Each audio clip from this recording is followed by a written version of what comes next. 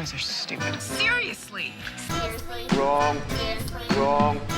Wrong. Seriously. Are they wrong? I think they're wrong 100%. Sometimes they're wrong. Sometimes they're wrong. Seriously. They're always wrong. That is absolute Wrong. Seriously? It's so wrong. Wrong. Very nice words, but happens to be wrong. Wrong. Wrong. Seriously. Wrong. Wrong. Wrong. Seriously. Wrong. Wrong. Wrong. Wrong. Wrong. Wrong. Wrong. Wrong.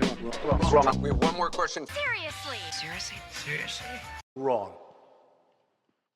Hey, hello everybody, and welcome back to the Seriously Wrong podcast. We are your co-hosts, Sean and Aaron. Hi. I am Sean, and yeah, that was Aaron. I'm Aaron, and we're here to talk about a guy some of you might have heard of, Donald J. Trump, and his book, The Art of the Deal. Yeah, we're trying to do some buzz marketing for this up-and-comer. But yeah, no, we thought it'd be funny to poke through his old book from the 80s, The Art of the Deal, that was mostly written by someone else. Yeah. And talk about it. We found overall the book's pretty boring, but there was an interesting section, which was, well, sort of interesting, which is the elements of the deal, trump cards, his 11 tips for success in business, how you can be like Donald Trump. So we thought we'd talk about that today. Yeah, it's a mixture of memoir and these business advice things. The memoir stuff it's just like really bad. It's Trump's rambling is not well served by being filtered through somebody who knows how to write, because the most interesting thing about listening to Trump ramble is that he's kind of funny, and the way the sentences don't quite connect to each other, and you have to like piece it together. And then like when you extract the meaning from it, you're like, oh, that's dumb. He's just bragging, or he said something stupid. But when it's just like him bragging or saying something stupid laid out in very clear, precise, readable sentences and paragraphs, it's Words just like heretofore yeah. thrown in. Prudence Pays is one of the subtitles of one of the chapters. I'm like, I don't think that came from Trump.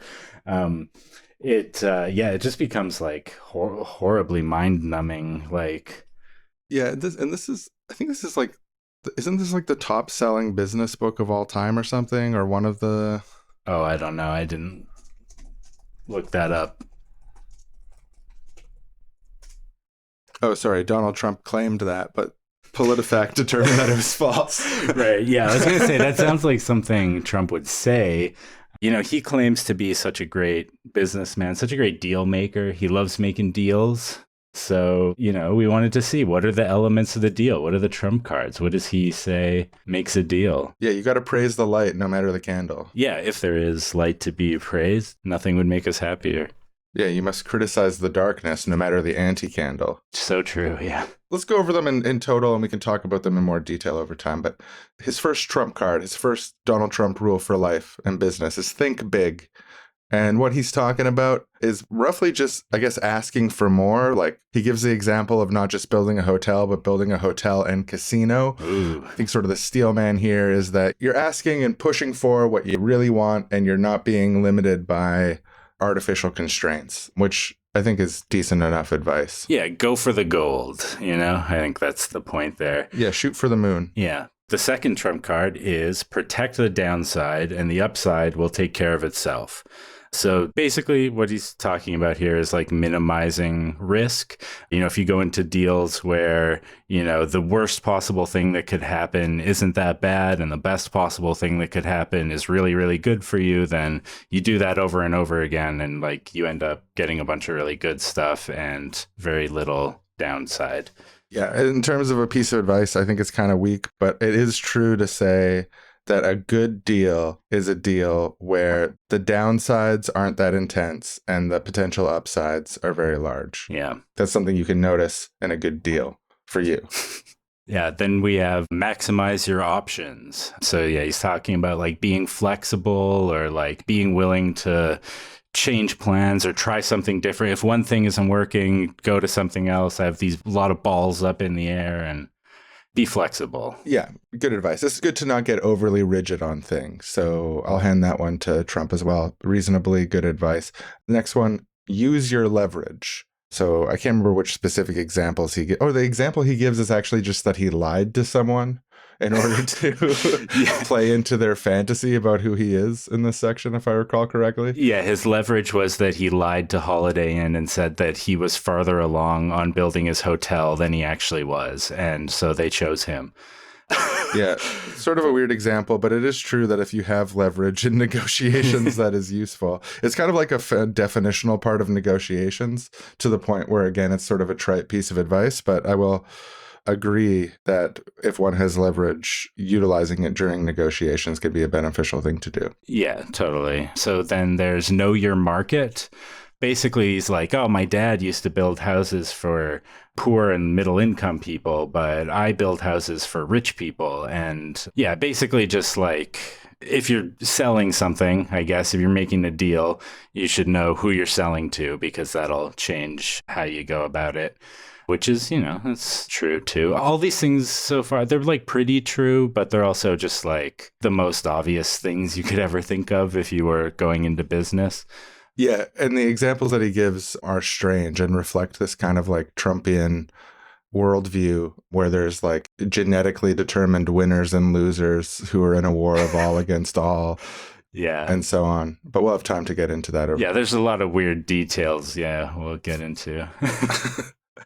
But yeah, it's know your market. It's a little bit like capitalist language, but you could say know your audience. You could say know your people, know your team, know what you're seeking to do, know who you're seeking to reach. Yeah, reasonably good advice again.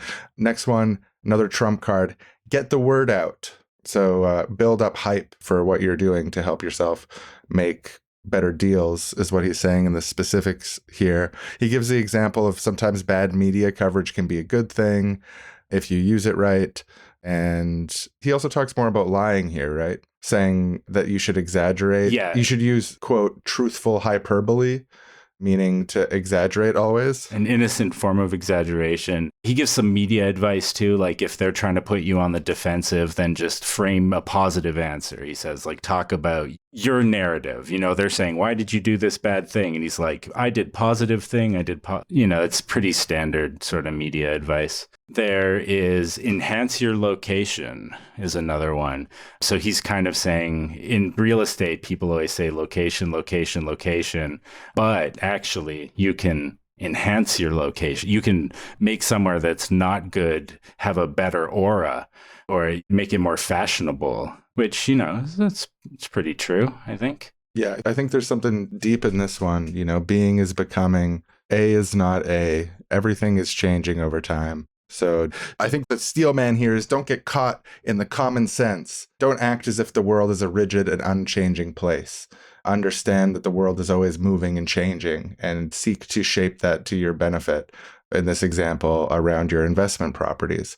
But nonetheless, it's reasonable. Most of the stuff is just fine on the surface and is perhaps applicable to things like transforming society into an ecological and democratic commune of communes where people are paid according to need and the world is organized as a great lending library where people have access to more experiences and things than ever before in human history at a lower ecological cost with a fully democratic system that also respects expertise and knowledge.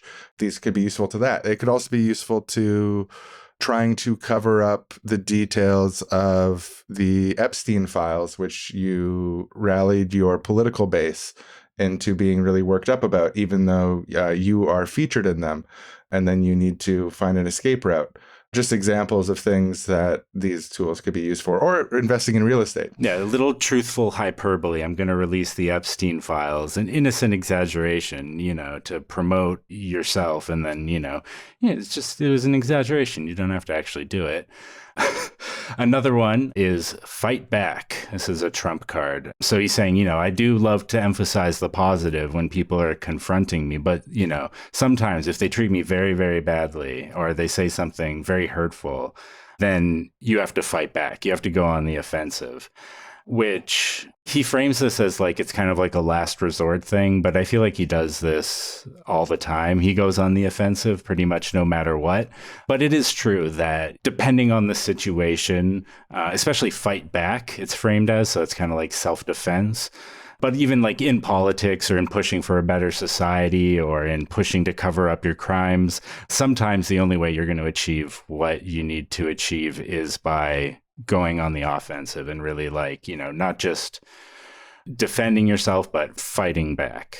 We could lay out a critique of how Donald Trump applies these principles, a deep critique. Yeah, but we'll get to it. On its surface, just as a piece of advice, that if someone comes after you, that sometimes it is strategically beneficial to stand up to them, to fight back, to expose them may be useful. That is true. Next trump card, next element of the deal, deliver the goods. He says you can't con people, at least not for very long. You have to deliver on what you say you're going to do. Yeah, it's so funny. You're implying because, that he is just known for not doing that, not delivering the goods. Just sort of notorious for it. But I mean, I do think that it's true that you can't con people for long, although he has conned people for a really long time. But maybe it's a little too early to say for sure, but it certainly seems like a lot of the people that he conned are starting to feel like they got conned.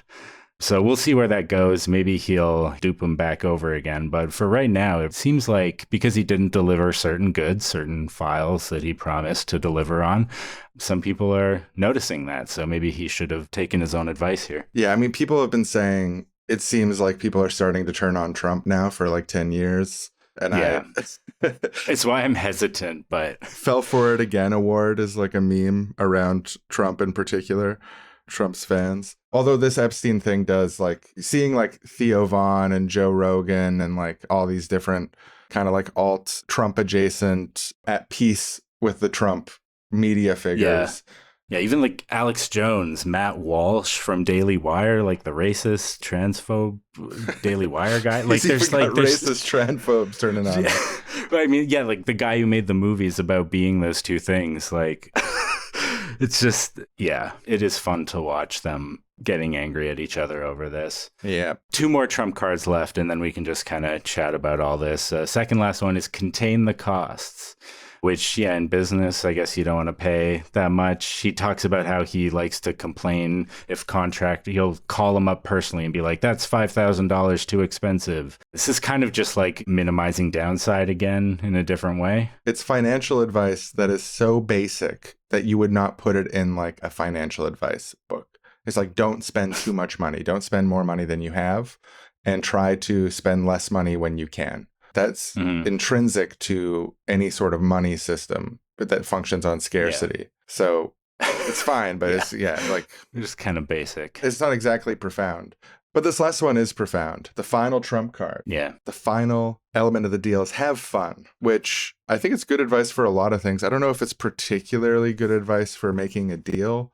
He doesn't really like substantiate how having fun helps you make deals. He just says that he has fun when he makes deals. Yeah, it's the shortest section, and it doesn't really say anything other than life is fragile and success doesn't change that. If anything, it makes it more fragile. So it's kind of like, poor me, I'm successful, but hey, at least I'm having fun. Which is a weird thing to say. But as a header, have fun as like one of the rules or the elements of the deal, or I don't know. I think having fun is important, and it's an important part of the human experience. You can't be serious all the time. You need breaks in between that.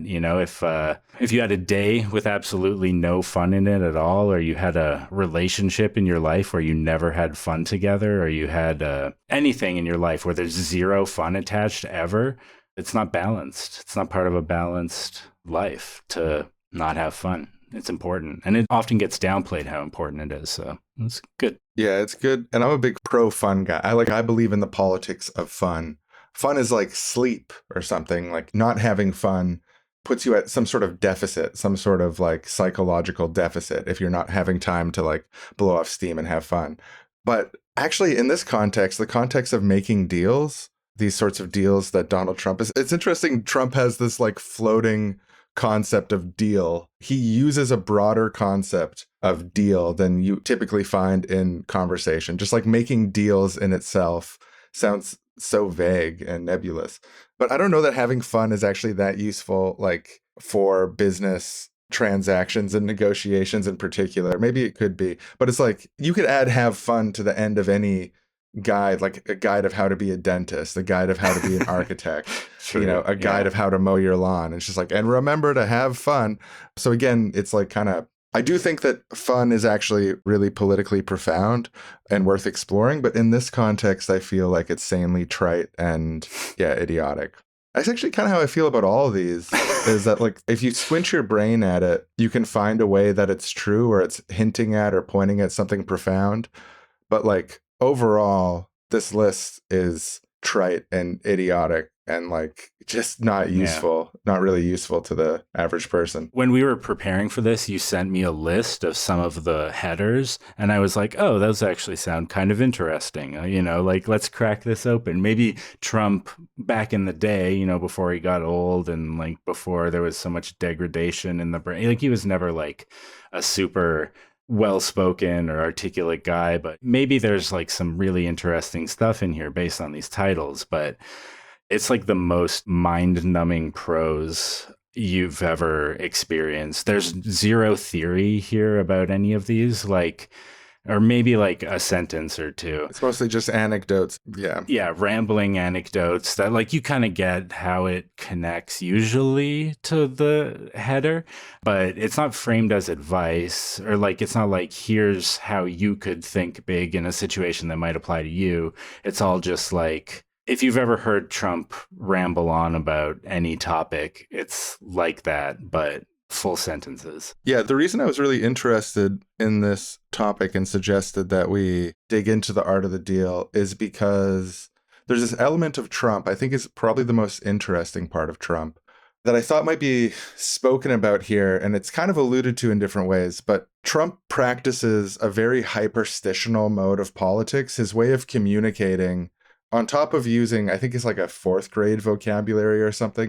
Like he uses very basic language and he's trying to connect viscerally with emotions, like standard populist stuff. But he also speaks in a way a lot of the time that he's speaking in self-fulfilling prophecies. So like he's saying, oh, I have the votes to pass this when he doesn't actually have it, or everyone loves me, or people are so mad at her, she's so nasty.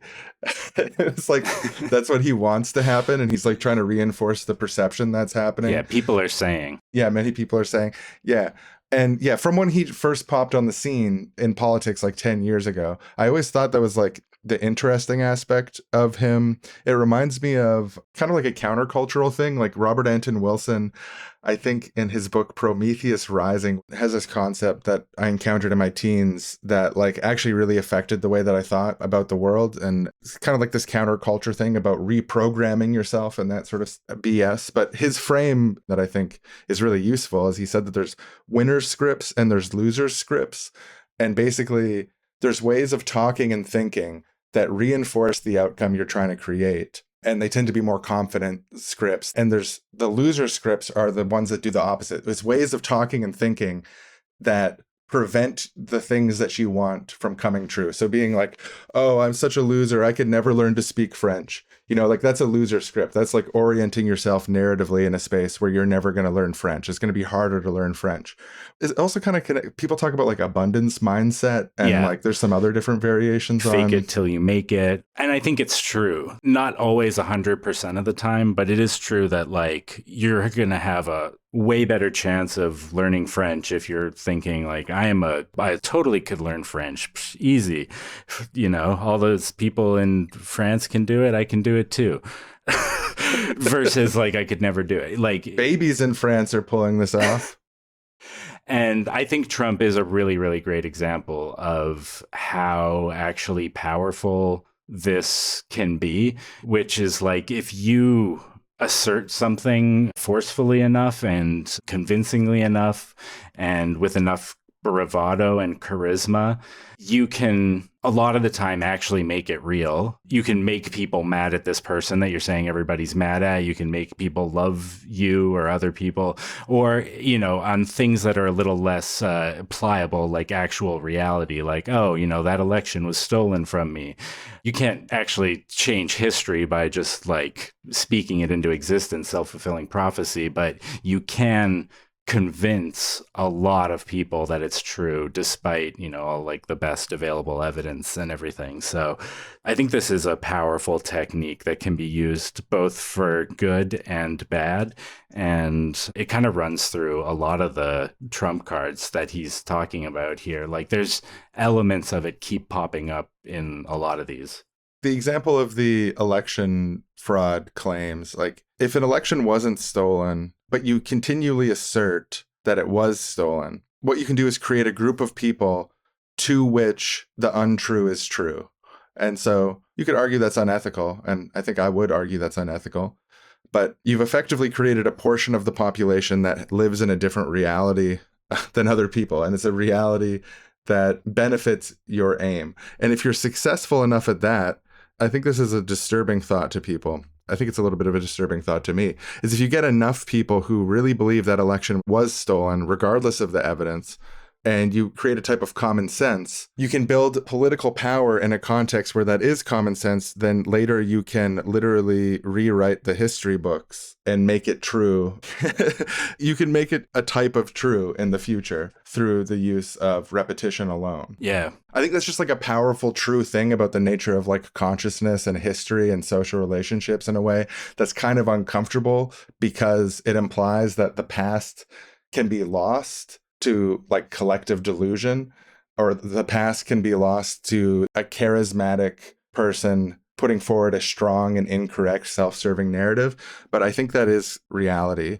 And it's something that Trump has been uniquely able to capitalize on that reality. So yeah, I think it is an uncomfortable truth, but like I do think we can't deny the power of it. And like we would do so at our peril. And like Trump, he's like such a crazy example of this. You have this lifelong con man who's been, held civilly liable for sexually assaulting a woman, E. Jean Carroll. His first wife said that he raped her in the divorce proceeding. So he's a rapist. He's made a lot of weird comments about kids walking into the changing rooms of teenage girls, palling around with Jeffrey Epstein, refusing to release Epstein files. It seems pretty likely that he's a pedophile.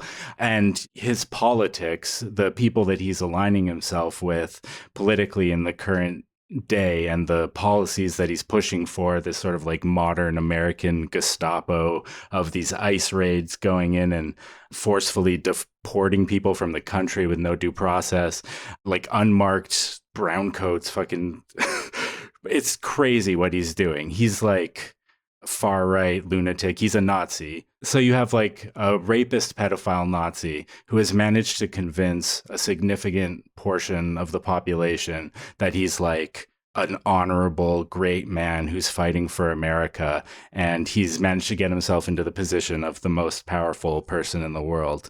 Yeah, like whether it's a comfortable or uncomfortable truth that this sort of hyperstitional approach to things can work, it does. And yet we have to figure out how to deal with that. Yeah, the like left-wing political movements, like all political movements, use this to a certain degree. It's a good way to motivate people. Like a classic example is a better world is possible. A better world is possible isn't necessarily a very, well, I was going to say it's not rigorous, but I think like it is true. Like if you believe in possibility, if you believe that possibilities are real, then and you have like an analysis of what is possible and what is not possible. Like a better world is possible is like you're asserting that there's some question mark between now and the future, but the future could be a better place. And that is really useful for motivating people and getting people thinking about what they want to do. And actually, I think the absence of that is really paralyzing. I think there's hyperstitional word magic. There's a type of wizardry to it. And there's dark magic and there's light magic. It's like hacking, there's white hat and there's black hat hackers. And right, hacking is just a tool. Yeah, Donald Trump is doing dark magic institutional hacking for the purposes of advancing himself and the people who back him, the ultra rich and reactionary social movements. And we should think about how to utilize that tool of the rhetoric of hyperstition in a way that is both ethical and effective to the highest degree possible. It's the interesting thing about Trump is that he clearly does it. It clearly works. Like this hyperstitional, self-fulfilling prophecy type politics. Like one thing is like stuff bounces off Trump that doesn't bounce off other people. Part of it is just like there's so much. It's just like this cloud of all this stuff, and like people forget. And people don't even know too. Like I've known for a long time that Donald Trump was in Jeffrey Epstein's little black book and definitely flew on the Lolita Express multiple times. I've known that for a long time, and I thought it was kind of like common knowledge. But seeing this come out with Elon say Trump is in the Epstein files, and then there's all these ripples happening through like the Trump communities right now, is like people are learning this for the first time, and they're finding that the arguments against it and the defenses against it are totally inadequate. So then they're feeling humiliated and they're like turning on each other because it really, like there's so much stuff. It's like, when do you bring that up? Like, I think there's been a weird confluence of like people on the anti-Trump side, while they started off like really fighty.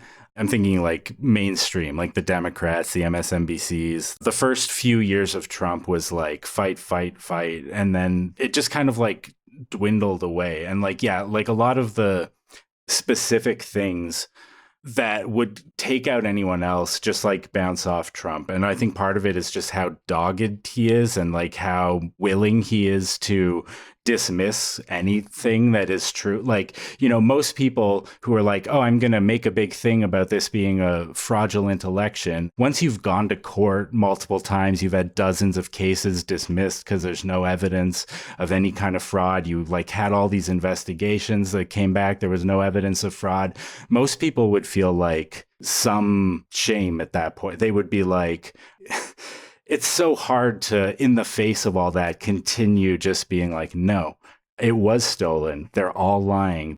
They came up with a whole fake elector plot where they like had people from various states sent to the Capitol with forged documents to say that they were the duly appointed electors of those states and they were going to put Donald Trump into office. Like, while he's telling everyone else that the election was stolen from him, he's trying to steal the election. This is him like aiming very high. He's thinking big and pushing and pushing and pushing. And something that would knock out any other person, just like he continues to blow right past it.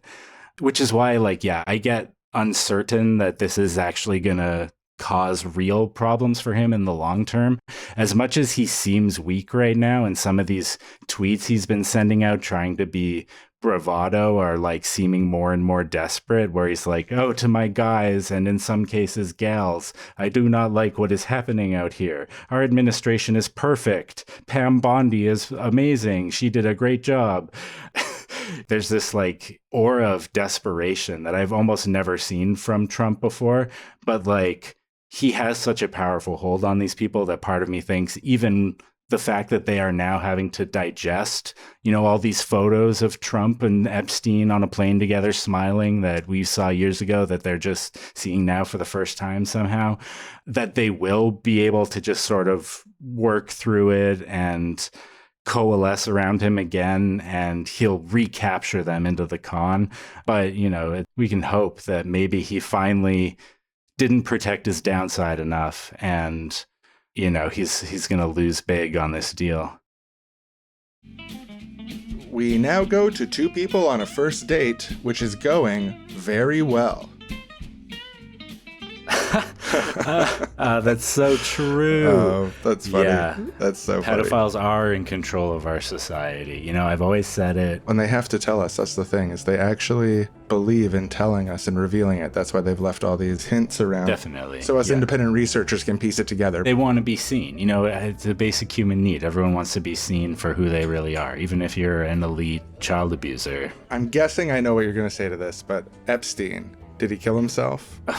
Yeah, right. Thank you. Oh my God. That's hilarious that they expect us to believe that. Yeah, he was either taken out or they replaced him with a body double and he's living somewhere else, right? I've even heard that it might have been Anthony Bourdain's body. They look kind of similar, and he had died recently at the time, so I think they might have just done an old swapperoo. Well, the interesting thing is Epstein's deep connections with Donald Trump, right? Mm-hmm. Like this is basically in the open. There's that quote, there's a 2002 interview in New York Magazine. Trump says, "I've known Jeff for 15 years. Terrific guy. He's a lot of fun to be with. It's even said he likes beautiful women as much as I do. Many of them on the younger side." Yeah, I mean, they're well known to have been friends for years. Trump's on the Epstein flight logs, I think 7 times, if I remember correctly. Yeah, he something flew like to that. Epstein's island, and Epstein had unrestricted access to Mar-a-Lago. Yeah, I think Epstein's ex-girlfriend said the two of them were best friends, that there was no one that Epstein talked about as much as Trump. And she also said that they were, up to no good together. There was this letter that leaked out recently from Donald to Jeffrey Epstein. Yeah. It's a strange little letter. It's this little discourse between fictional Jeffrey and fictional Donald. It's got a drawn nude woman on it, doodled by Donald. He says, "Enigmas never age. Have you noticed that?" And then fictional Jeffrey says, "As a matter of fact, it was clear to me the last time I saw you." And then fictionalized Donald says, "A pal is a wonderful thing. Happy birthday, and may every day be another wonderful secret." Now, I don't know what secret Donald thought people might think this was referring to when he wrote it at the time, but in the light of Epstein being found guilty of child sex trafficking, Yeah. Oh, I just think it's just another case of the elite putting it in front of our faces, right? Exactly. I mean, he had to know the letter would leak eventually, and enigmas never age. Come on. We know exactly what's going on there. We even have testimony from some alleged victims. There's the Katie Johnson case. I think that's a pseudonym. But in 2016, she filed multiple lawsuits claiming that Trump and Epstein raped her when she was 13. It ended up getting buried. The case was dropped. She had to deal with a lot of public death threats. You can imagine coming out against Trump in 2016. But when you have all this stuff adding up, the flight logs, the best friends, and then victims coming forward to say, I was one of the people that Epstein abused and Trump was part of it, it's pretty clear what's going on. Yeah, I mean, and it's not like, oh, this is totally out of character for Donald Trump. He would never sexualize young girls. There's tons of, public comments over the years. He told Howard Stern that at Miss Teen USA, he would go in the change rooms because he was allowed to, because he owned it. I mean, this is a place where there's young nude girls changing. He's made a bunch of comments over the years, strange things about young girls. He said to a 10-year, if you're older, perhaps I'd be dating you. He said, if my daughter wasn't my daughter, perhaps I'd be dating her. Yeah. And super weird. yeah, I mean, it's disqualifying for any other politician to say something so strange. Yeah. But in Trump's case, for some reason, not so. Yeah, I mean, there's, I think, 4 or 5 actual contestants from Miss Teen USA who also said, I mean, Trump admitted it, so you kind of don't even need their actual testimony. But, people could say, oh, he's bluffing or he was just joking around with Howard Stern. But no, they're like, no, yeah, he walked in while we were changing Teen USA. It's disgusting. And calling his daughter hot and voluptuous and agreeing with Howard Stern, calling her a piece of ass. Top tier creepy stuff. Yeah, I mean, there's also that whole, you forget about it now, but there was the Access Hollywood tape was like a big controversy because he said on a hot mic, that he grabs women's genitals without their permission because he's powerful and famous. Right. They let him do it, he said. It wasn't just that he said something rude, it was that he was confessing to sexual assault. Yeah. And I mean, dozens of women, like over 20, have accused him of different forms of sexual misconduct and sexual abuse. And he's been found liable of it in court. More than once, actually, I think. He's in, Epstein's black book was leaked. His name was circled in it, that it was like a butler or janitor leaked this, and he said he'd circled the names allegedly that had firsthand knowledge of the abuse going on. And when he was first elected in 2016, he appointed Acosta to his government, and Acosta had actually been the Attorney General of Florida at the time of the original 2008 Jeffrey Epstein settlement, which was unusual because they gave him a generous plea deal and treated him differently than other prisoners. But they also gave immunity to unnamed co-conspirators, which is a very unusual thing to do. They said anyone who's unnamed who collaborated with him on this has immunity. Right. Yeah. And then Trump hired that guy to his government as soon as he came in. Yeah, and when Ghislaine Maxwell is going to court to answer for her crimes for helping Jeffrey Epstein with this sex abuse ring, Trump was president at the time, and he was asked about it, and he said, oh, I know her. I wish her well. That was his comment on Ghislaine Maxwell. Who says that about someone accused, especially someone who you had a personal relationship with, who was accused of facilitating the sexual abuse of minors? Like, if I had a good friend accused of something like that and I was asked about it, I definitely wouldn't be like, oh, I hope it goes well for them.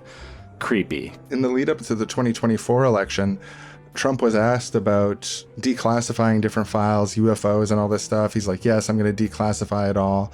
And he was asked about declassifying the Epstein files. And he says, oh, yeah. Well, maybe not so much that one because it's fake. People are caught up in that he kind of like deflected it. This actually happened before he was elected for the second time. He was asked directly about declassifying it. He's like, maybe not that one. He just said that in public because, the ruling pedophilic elites, they have to rub it in their faces according to their own sick religion. Totally. It's so true. Disgusting, but true. And what happened to those CDs, by the way? Apparently in the 2019 Epstein raid, when he was arrested, they collected CDs. It was reported in the New York Times and on NBC. These CDs were labeled young girl's name plus well-known individual's name. Were apparently taken, a variety of well-known individuals, a variety of girls, thousands of images of underage girls. Allegedly, it was reported in the news at the time. What happened to that? That was just memory hold.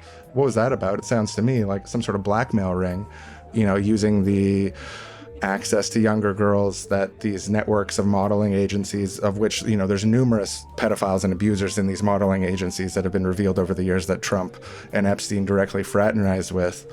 But it seems like it was potentially also used for blackmail by maybe some sort of rogue intelligence group, maybe the CIA, the FBI, Mossad, something like that. What happened to that? Yeah, if you want to know what happened to that, you got to ask yourself who was in charge of the government at that time, who was in charge of the DOJ and the presidency during the time when Epstein was arrested on federal sex trafficking charges and when Epstein died in prison.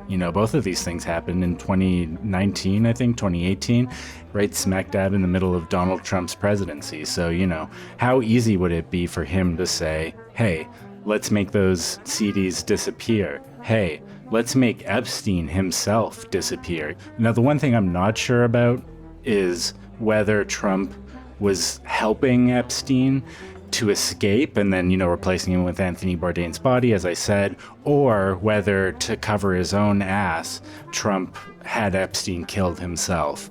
That's the one thing I'm not sure about, but I do know that Trump was president at the time, so whatever happened, it was him. Well, and apparently Acosta, when he was being interviewed to come on in the Trump administration, when he was asked about the Epstein case, he said, he told them that he was told that Epstein belonged to intelligence, quote. Now the big picture is getting painted here. What does this all mean? It's being covered up right now. Is this a threat? What's going on behind the surface, underneath the surface? They're coming and lying in our faces about this and saying, oh, there's no files to release or anything. Something doesn't add up here. Right.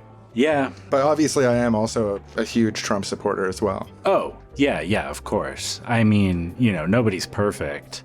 The elites, I think they're basically all pedophiles, so you just have to choose the least worst pedophile. I think for me, that's Trump. Yeah, and also, for me, I'm racist. Yeah. So I want mass deportations, racial injustice.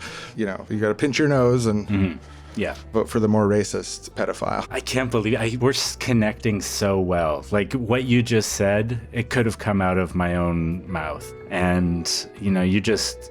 such beautiful eyes, I'm noticing, and I don't want to be too forward, but I'm just imagining a future where we're, both sitting on our laptops in the living room and stuff, sending links to each other, exposing the pedophile elite together. It's a beautiful dream. I don't want to jinx it, but I've got butterflies in my stomach. I'm giggling. I'm just giggling over here because sometimes it's too perfect. Me and you, we're like Trump and Epstein. We hit it off so much and we could do so many things together. And there'd be so much evidence of that, the things that we did together over time. Yeah, I think our pictures in the future, we're going to look as happy and just giggling like two schoolgirls together. We're going to look as much like that as Trump and Epstein do in their shared photos, of which there are many. And unlike Trump, I'm always going to be proud to be associated with you as my sweet Epstein. I'm never going to be ashamed of that. Aww. I'm never going to work to hide it. I'm never going to obscure documents. I'm never going to make promises I can't keep on that because I would just be so proud of our long-held close association in the public record. I'm not even going to wait until we're on the way home. Give me a kiss. Mwah. I got some spaghetti sauce on my shirt that says do your own research.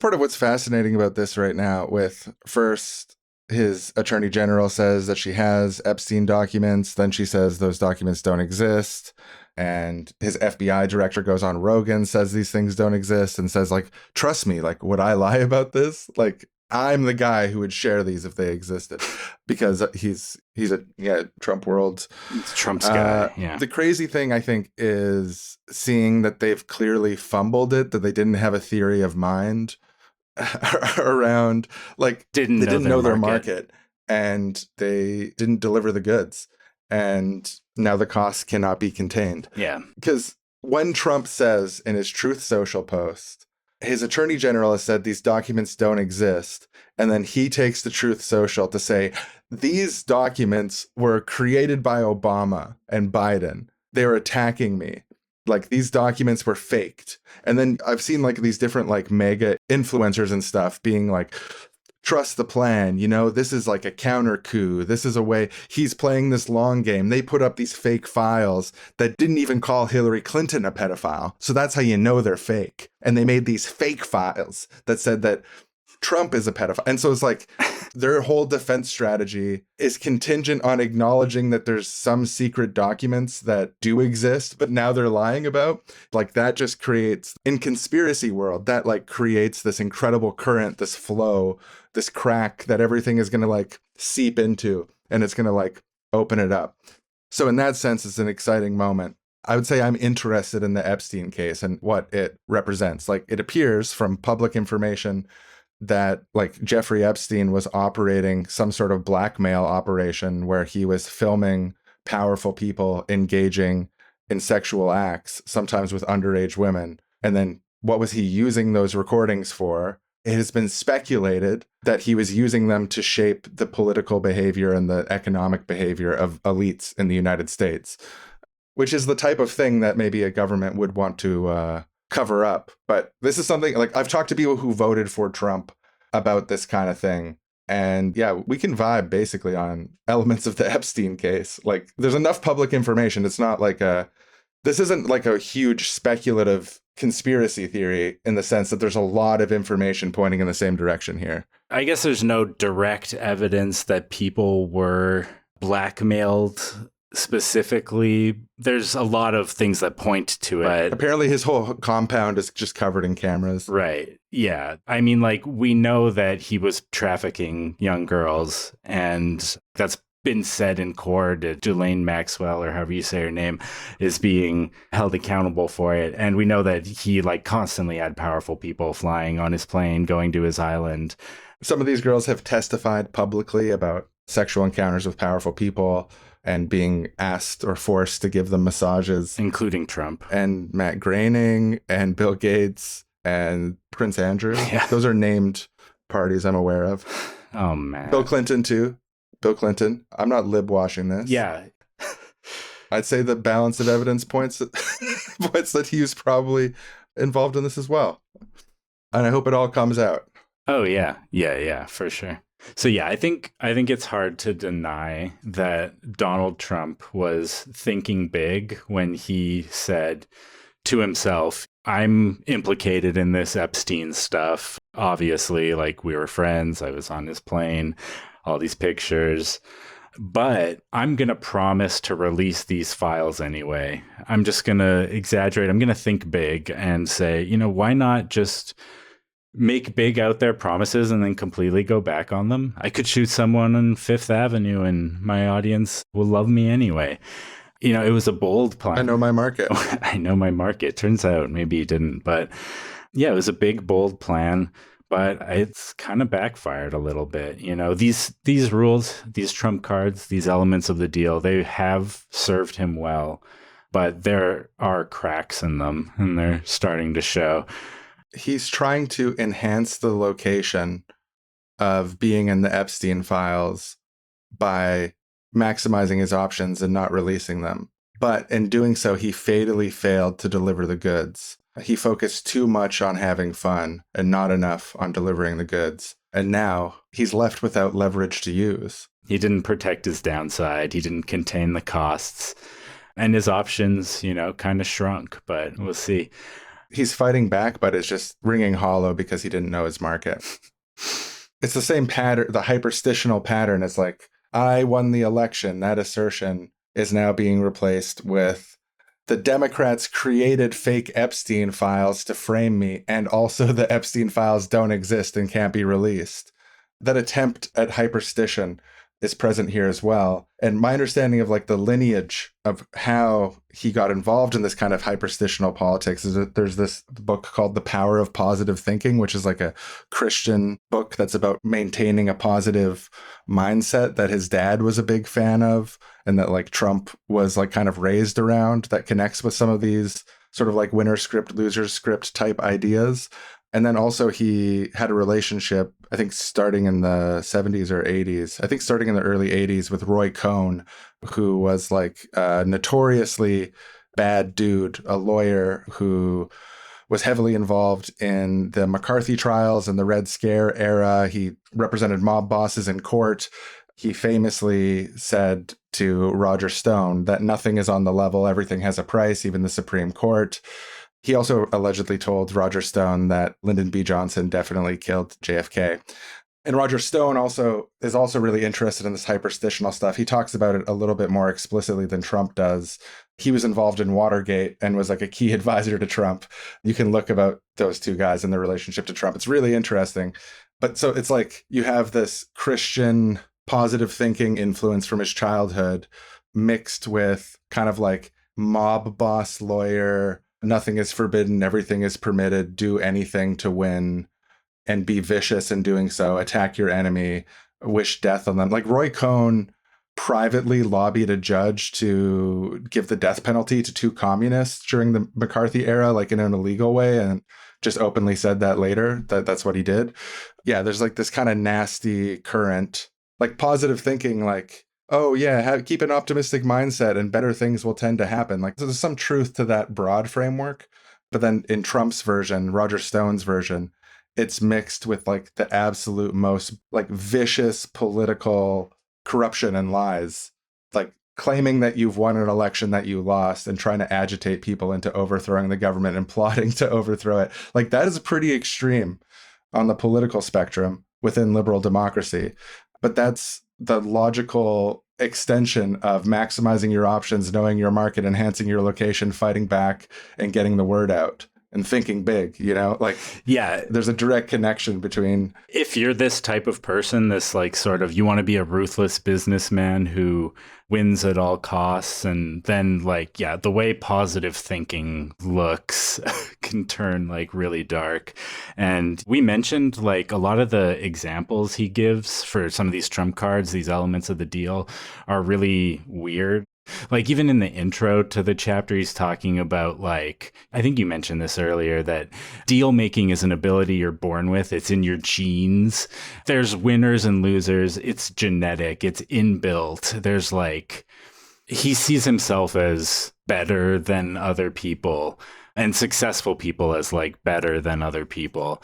And so much of the way he goes about these things is horrible. Like if you talk about containing the costs, there's this one part, it's not in that chapter, it's in the first chapter where he's like going over his week. And he's like, the very first day he describes at 2 p.m. Oh, I had to be deposed in a court case because I brought a lawsuit against a contractor who I had to fire for being incompetent. And I'm suing them for damages. And it's like, if you know. Yeah, it's so horrible. If you know, they did such a bad job, I had to not pay them and then sue them. Yeah, if you know anything about Trump's history, it's just like well known that he stiffs contractors as like, I guess that's part of how you contain the costs in his world. But no, he frames it as like, they did really bad. I had to sue them. I have to fight back against them. And, if your name is Donald Trump, the whole world wants to sue you. It's like, I'm the victim here. It's a combination of being in an incredibly powerful position and having like an aggrieved victim mentality and using that in a cult of personality, like all those things together, like analytically speaking, like it's very fascistic. Like even in the Art of the Deal book, looking at these mostly okay advice, a little bit banal, supported by these like self-aggrandizing stories of beating people on deals.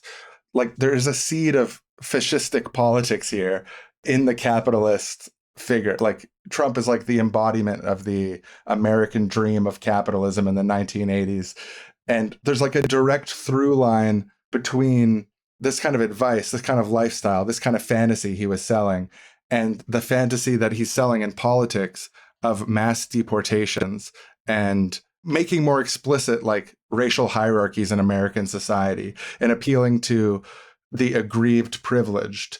And like it's just interesting to trace from, it's an innocent type of exaggeration. I say that I printed 200,000 books when I really printed 150,000 just to get people excited, you know? You get so excited over those extra 50,000 books.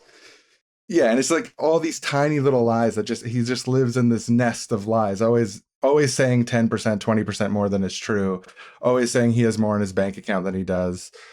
And then when he's reporting his taxes, saying that the value of properties are lower than they are, when he's talking to the media saying they're higher than they are. Like he just lives in this network of lies, what he calls harmless exaggerations.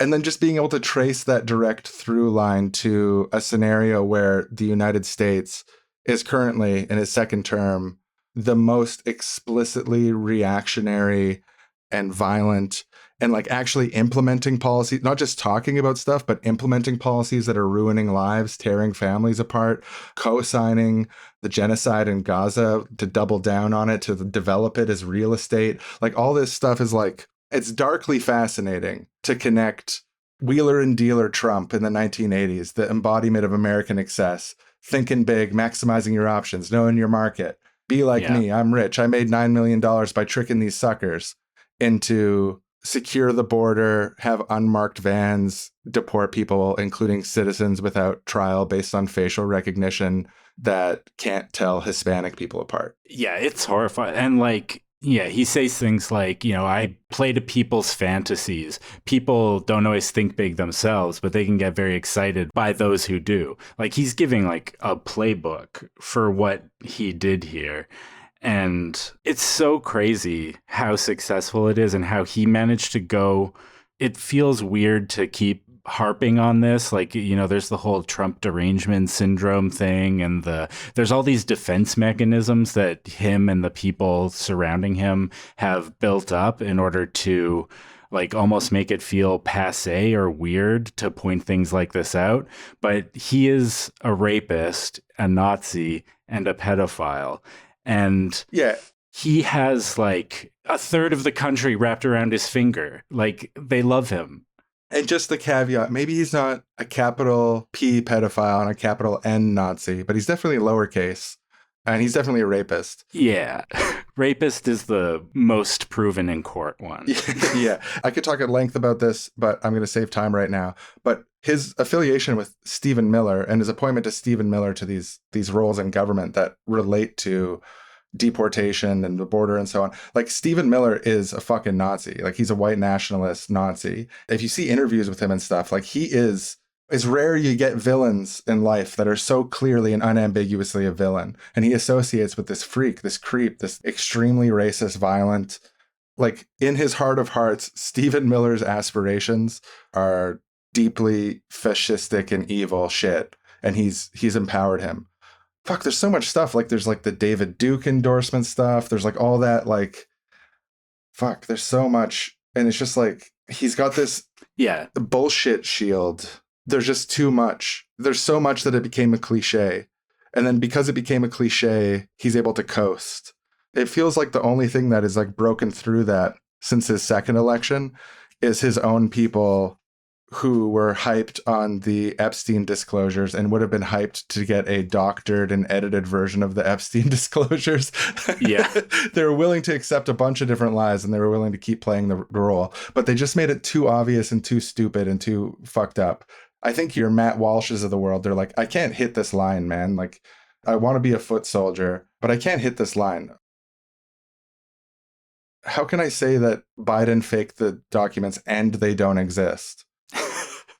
Yeah, you got to pick one. It's hard. Like, there's a lot of like juggling different realities that Trump supporters have to do. And I don't know, I think some of them are probably just looking for an out at this point because they're like, okay, this is his second term. He can't run again unless he tries to. But then, I don't know, maybe some of them are trying to like soft launch on a break from him down the road. Like now that he's here, he's doing a bunch of stuff they like, but they still kind of want him out. I don't know. It's hard to psychologize these people. It's so weird. Yeah. Like this is a weird example, but I was just on Twitter recently. Someone was talking about the deportations and stuff, and I reply guide. I was like, these people don't care about deporting criminals. They want a white ethno state.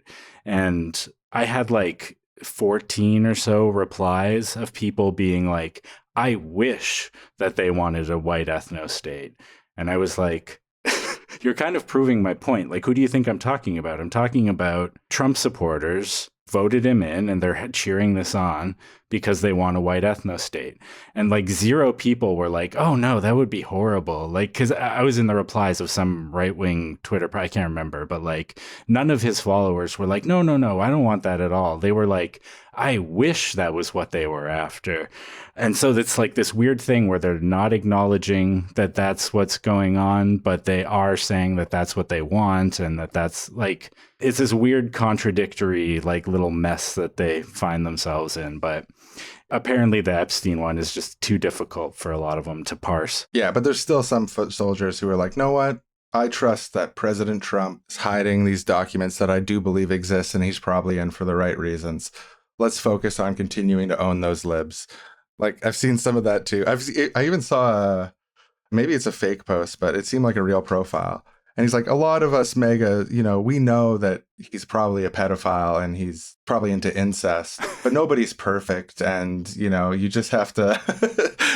Yeah, he's doing other stuff that we like, right? It's like Democratic socialist defending Bernie having a vacation home, except in this case, it is being a pedophile. Americans have lost a lot of trust in institutions, and I think there's been a lot of discussion, especially online and especially with young people. Some people think that one way to build trust is to declassify things that everyone's talking about. I know you talked earlier about, I don't want to be a conspiracy theorist. So if you were president, would you declassify, you can answer yes or no to these. Would you declassify the 9/11 files? Yeah. Would you declassify JFK files? Yeah. Would I you, did a lot of it. Would you declassify the Epstein files? Yeah, I would. All right. I guess I would.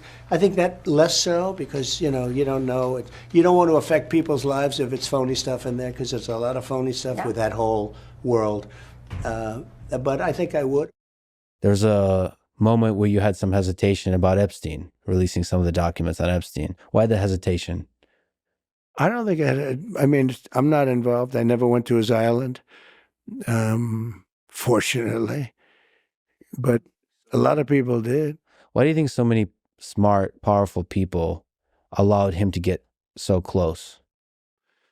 He was a good salesman. He was, was a hale and hearty type of guy. He had some nice assets that he'd throw around, like islands. But a lot of big people went to that island.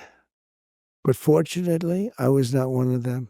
It's just very strange for a lot of people that the list of clients that went to the island has not been made public. Yeah, it's very interesting, isn't it?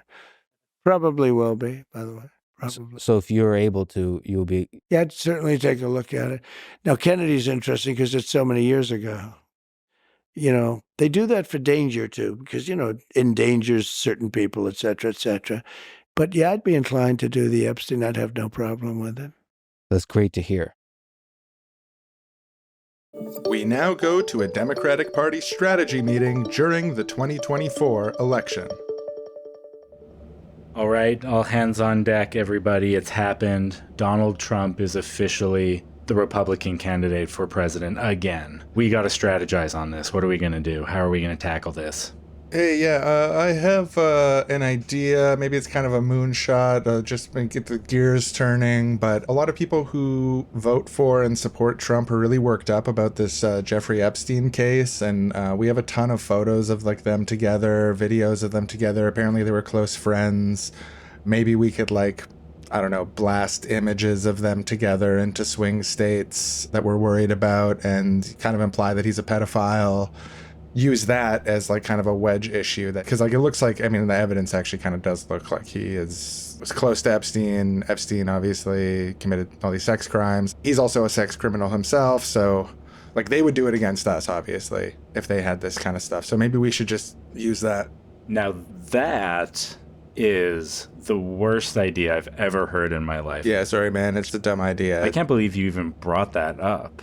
Like, we're going to really go after him on that, of all things? It's not proper. It's not polite. That's kind of a low blow, don't you think? Probably should shut up. Yeah, it's a really forever. bad idea. Yeah. That's fucking... What's wrong with you? What's like, even the strategy there? It feels nasty to me. Yeah. It's not the positive We want to run a campaign positive we want to campaign. run. Yeah. It's hateful. And you're fired. You're fired, you're immoral, and you're never going to work in this town again. So...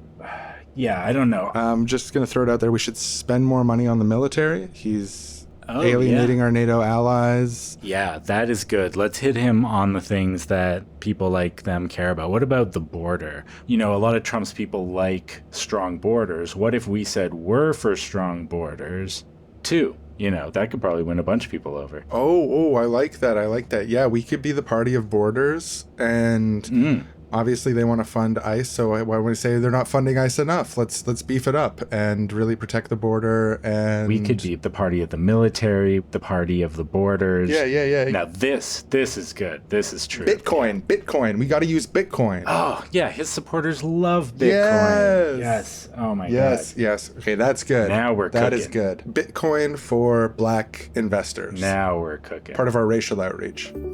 And that was a Democratic Party strategy meeting during the 2024 election.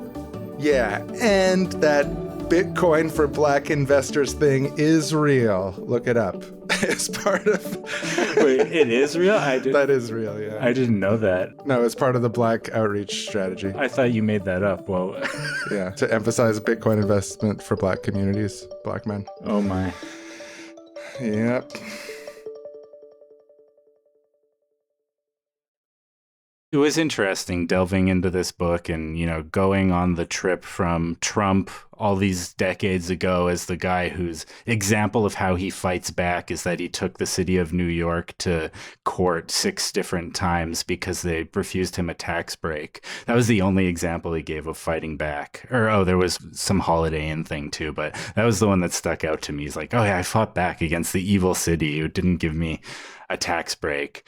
And like how much money you spend in court for that, whatever.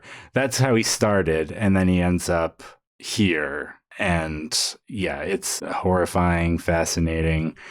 But I do think there are lessons to be taken from these Trump cards. I think there's kernels of, if not wisdom, then sort of functional advice for how this kind of hyperstitional approach can bring a lot of real results. And they're a tool that he's using for evil, but I think there's potential to use them for something better. Yeah, in his hyperstitional approach, he's saying, you know, think big about how much profit you can make and know which suckers that you want to sell to.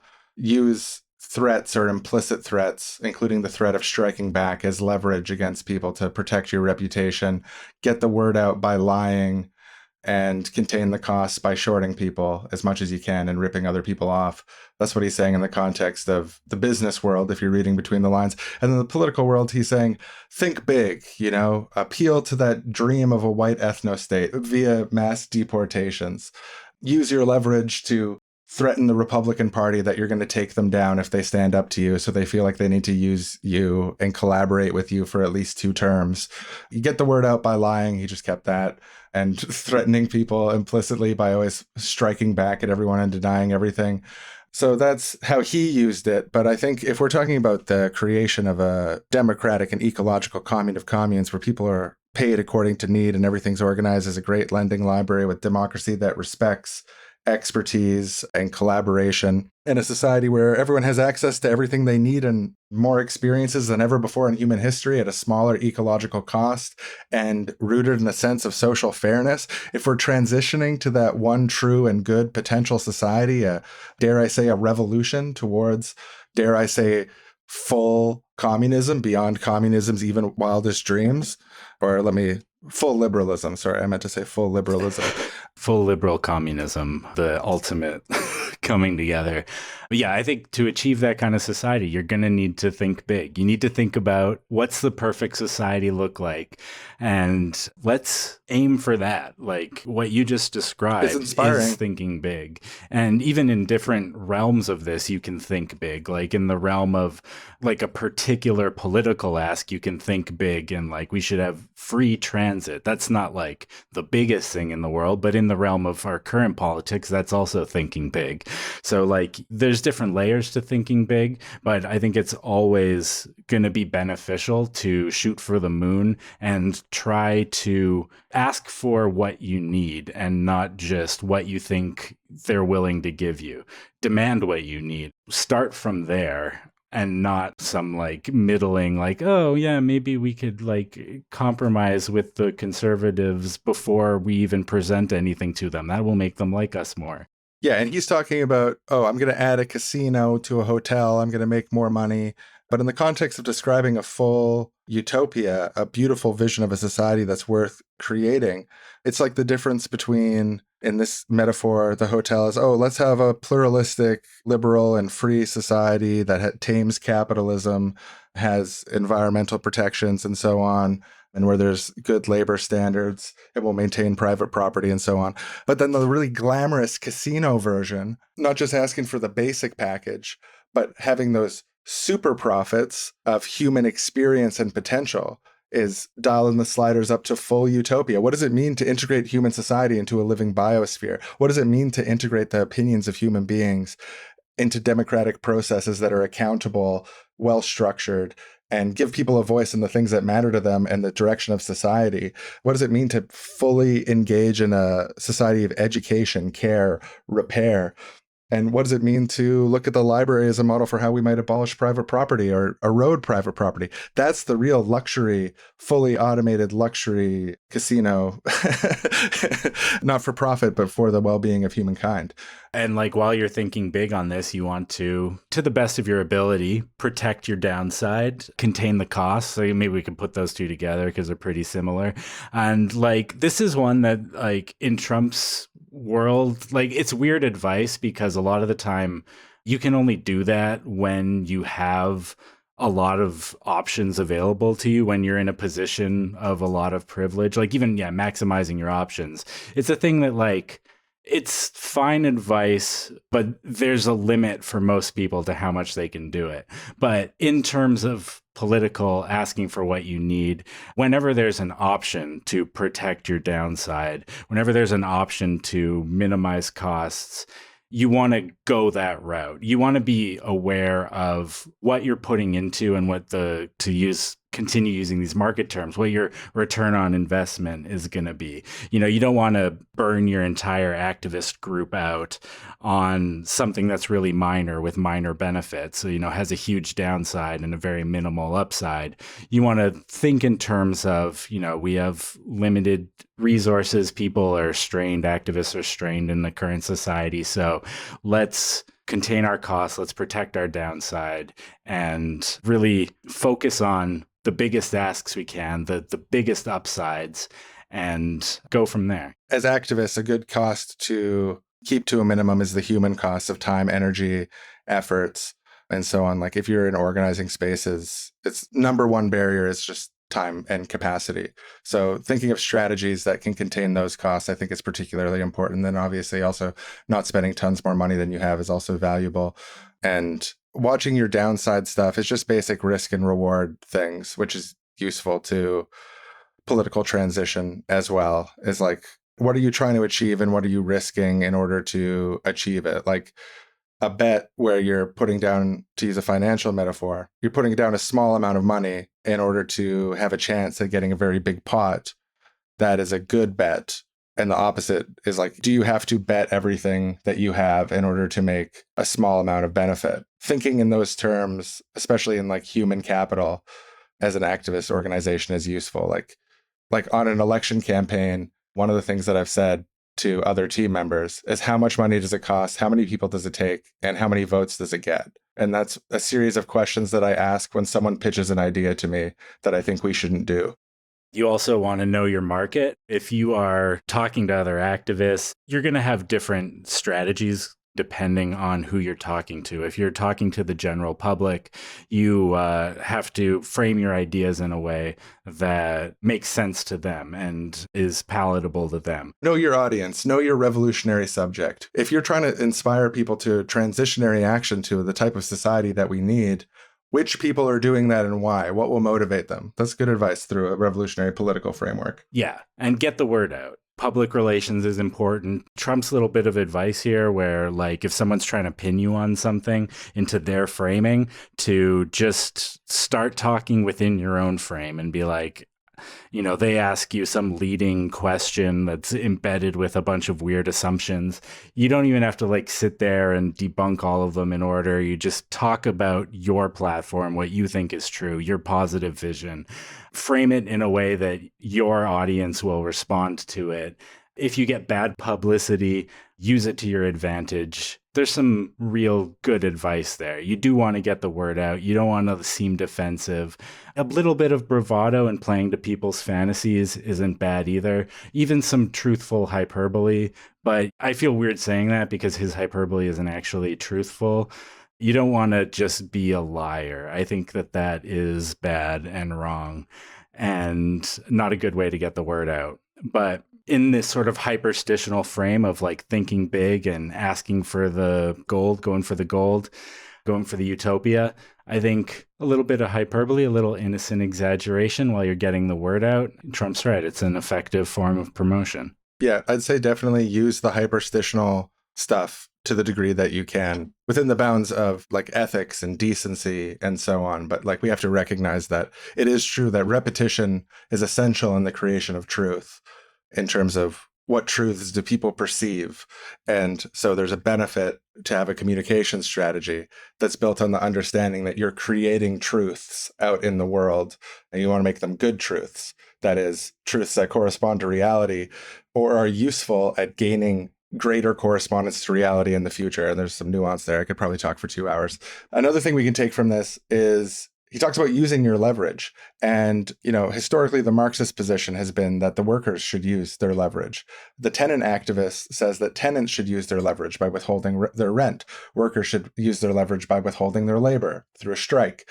That is great advice for transitionary political movements. And then I want to pair it with maximize your options, because I think we've advocated for this before on the show in other contexts, but when we're thinking about the transition to another society, we should maximize our options and we should facilitate the development of multiple potential options. We shouldn't put all of our eggs in one bucket because, for example, the idea of a worker-led revolution in the developed world leading towards a socialist transition is something that we haven't actually seen in the sort of like predicted Marxian way. And there's a couple of reasons for that. Probably people might have different theories, but Bookchin's theory was that the workplace indoctrinates people into a hierarchical mode of thinking, which makes it hard for them to take agency over themselves. But another one that's like this has been noted by labor organizers is like where they use temporary foreign worker programs or foreign labor, illegal or undocumented labor. They can use that to create tensions within the workforce and make it ambiguous. Are we fighting for everyone who works this job? Or are we fighting for everyone in our country?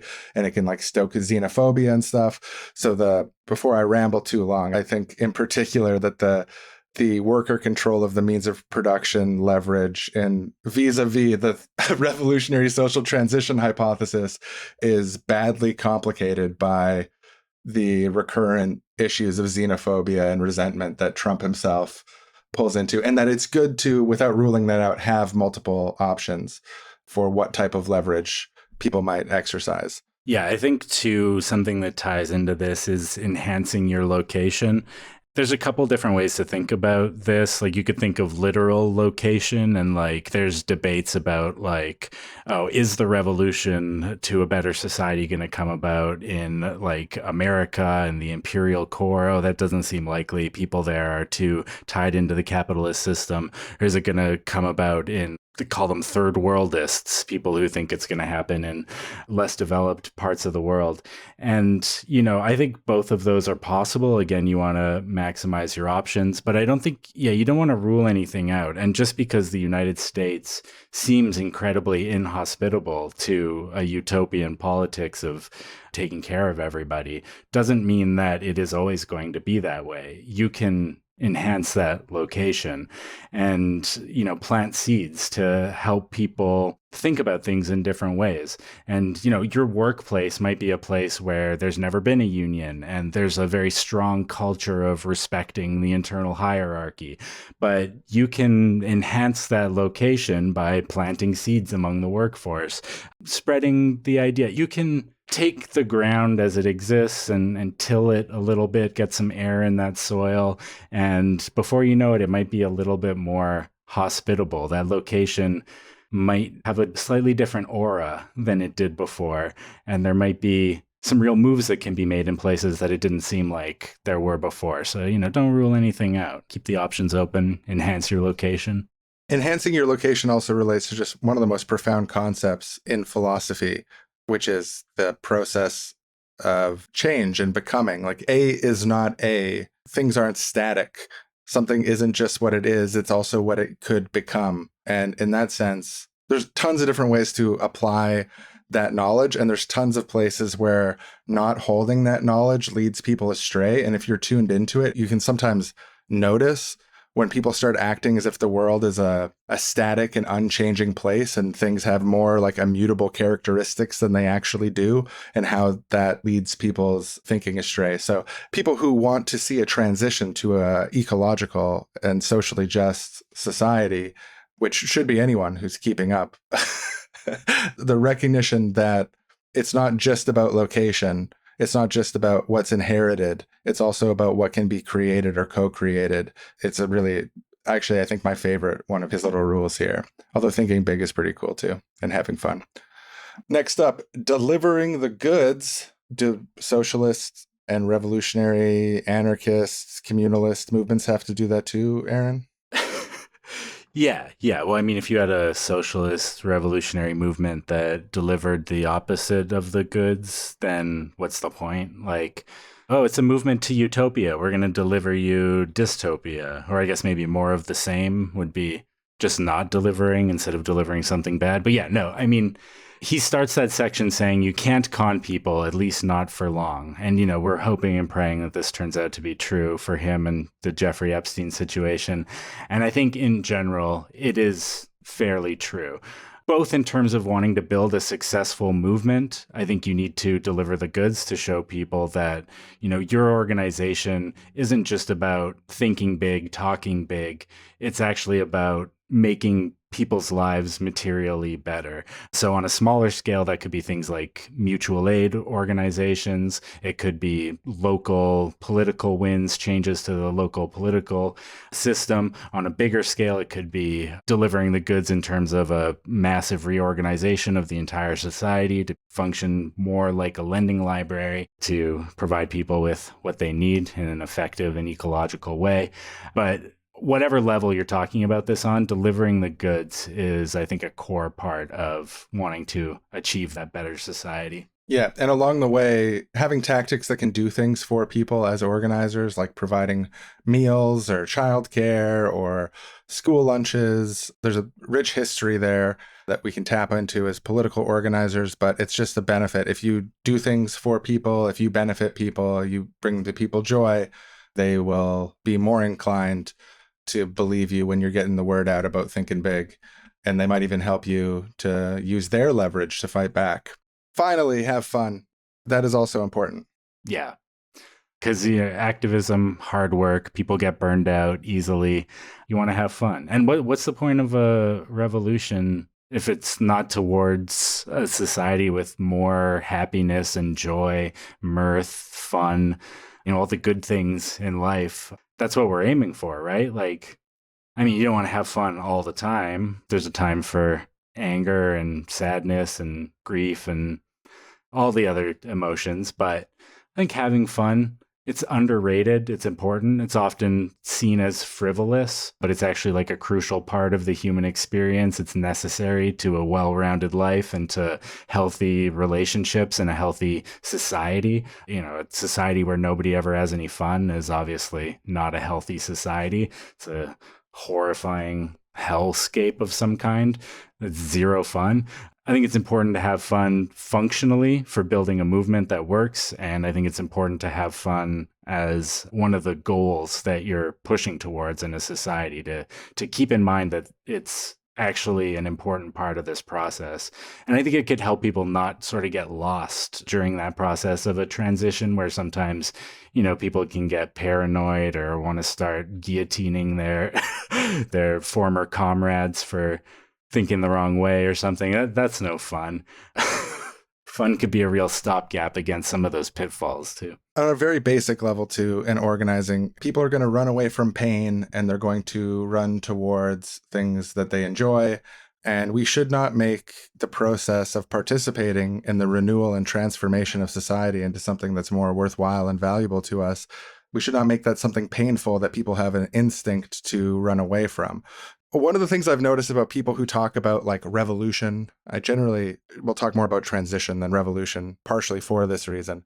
But people who talk about revolution, often they're like creating a, for lack of a better term, like a purity test or a shibboleth, a way to separate the cool people from the non-cool people, or the wheat from the chaff and stuff. And one of the ways that they do this, consciously or unconsciously, is to try to make the sound of transition to a society that we all agree that we need based on science and like based on human life and thriving. They make it sound like really tough and hard and horrible and like this big sacrifice. And the psychological reasons they do that aside, it effectively is self-sabotage, because you want to be attracting people to the good work and you want to be encouraging people to the good work, to do the good work in a good way. And part of that is making it fun. And part of it is having fun and being being, you know, having integrity, but also being sassy and joking around and like not burning yourself out and not being like, you can't get the word out. When you think big, it doesn't work. It minimizes your options. And it's rooted in this idea that you can't enhance your location. So it's all just wrong on all these fronts. It makes it not fun. And the cost can't be contained. The goods can't be delivered. Everything is subordinated to fighting back in a way that is hostile to the success of the project. So that's my critique of that. And I think having fun is much better. Yeah. So, yeah, that's the art of the deal. That's how you do it. That's how you make the ultimate deal of bringing about a utopia forever, for 10,000 years at least. It's one of the biggest deals in human history, I think.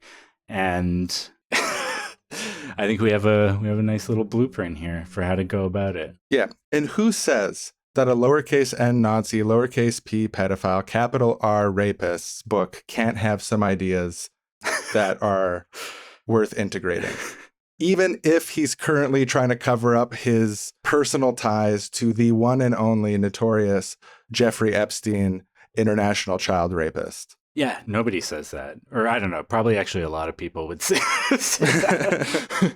That's how committed we are to philosophical integrity on this show, you know, despite all that. Yeah, you know, to praising the light, no matter the candle. It's been our philosophy on the show for a long time, and we're sticking to it. We think there was some real benefit here. And yeah, we wanted to read this book so you didn't have to. And we didn't really read most of it because it's mind-numbingly horrible, but we extracted the only minor bits of gold in there. And we had to do a lot of polishing and a lot of transforming. If you actually read the book, I think we're being very generous to his ideas in some of these interpretations we're putting forward. But, you know, in doing so, I think we hit on some real wisdom in here. Yeah, we had to enhance the location before we got the word out. Yeah. Otherwise, we weren't going to be able to deliver the goods, and it wasn't going to be fun. Yeah, definitely. We now go to a Republican strategy meeting early in Trump's second term. Okay, everyone, thanks for being here. As you all know, we've been making promises through proxies and stuff. People are really worked up about the release of these confidential documents on UFOs, JFK, and the Epstein files. Epstein files in particular, we're seeing a lot of energy for. And we've promised it, but here's the rub. And this is where we all need to start brainstorming, thinking together, using those elite high IQ brains. We need to come together on this.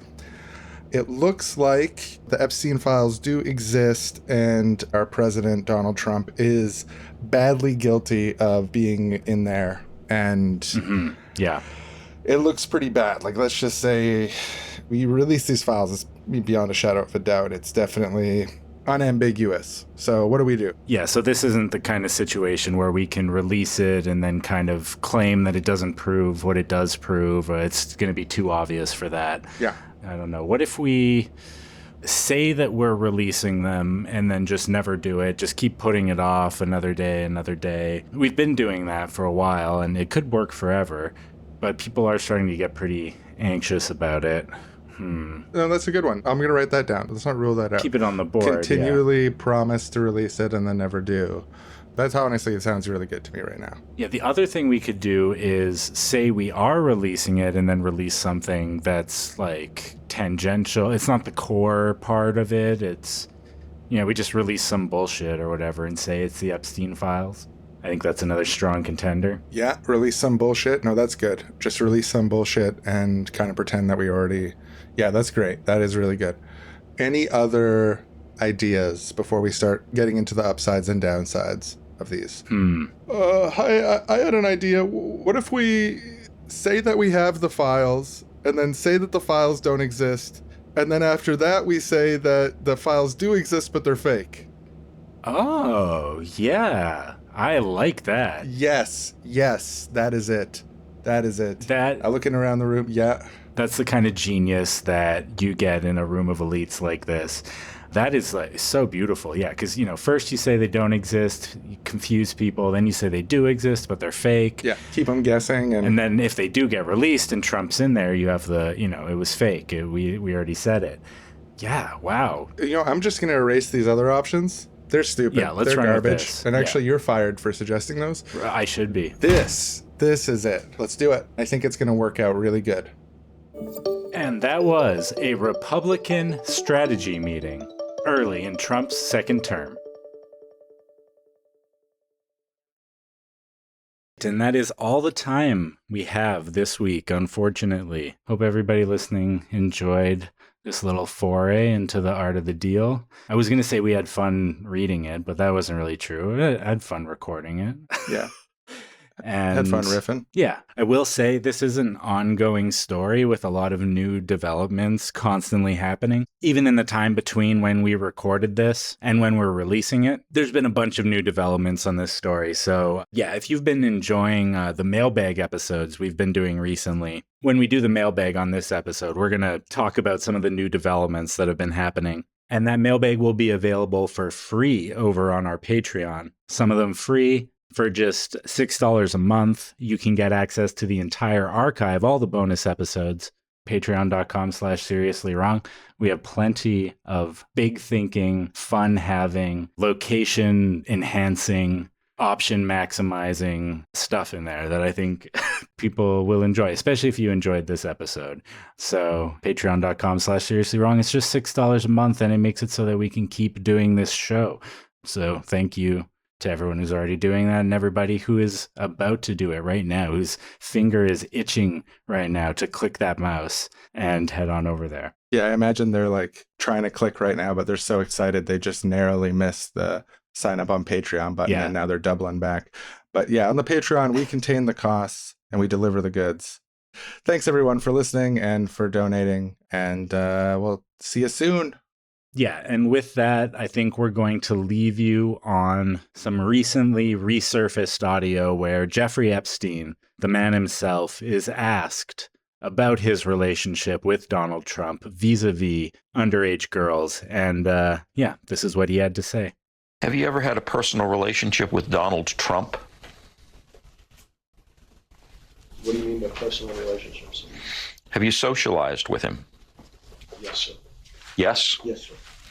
Have you ever socialized with Donald Trump in the presence of females under the age of 18? Though I'd like to answer that question, at least today, I'm going to have to assert my 5th, 6th, and 14th Amendment rights, sir. Seriously? Seriously? Boys are stupid. Seriously? Wrong. Wrong. Wrong. Seriously? Are they wrong? I think they're wrong 100%. Sometimes they're wrong. Sometimes they're wrong. Seriously? They're always wrong. That is absolute Wrong. Seriously? Is so wrong. Wrong. Very nice words, but happens to be wrong.